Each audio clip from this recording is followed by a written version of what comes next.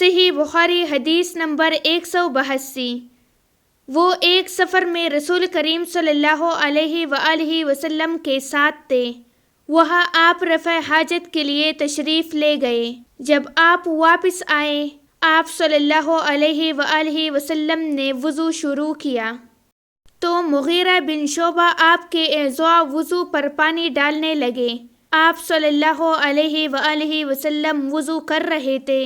آپ نے اپنے منہ اور ہاتھوں کو دھویا، سر کا مسح کیا اور موزوں پر مسح کیا۔ صحیح بخاری حدیث نمبر 183۔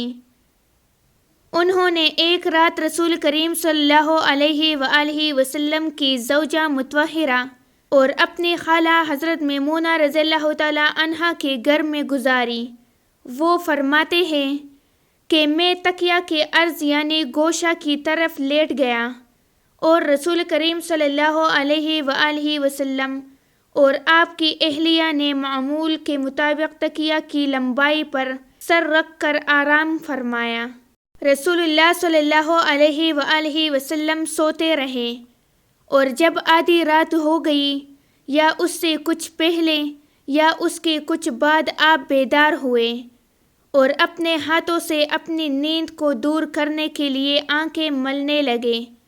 پھر آپ نے سورہ ال-عمران کی آخری 10 آیتیں پڑھیں۔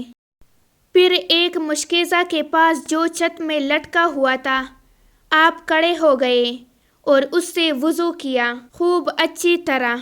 پھر کھڑے ہو کر نماز پڑھنے لگے۔ ابن عباس رضی اللہ تعالیٰ عنہ کہتے ہیں میں نے بھی کھڑے ہو کر اسی طرح کیا جس طرح آپ صلی اللہ علیہ وآلہ وسلم نے وضو کیا تھا۔ پھر جا کر میں بھی آپ کے پہلو مبارک میں کھڑا ہو گیا۔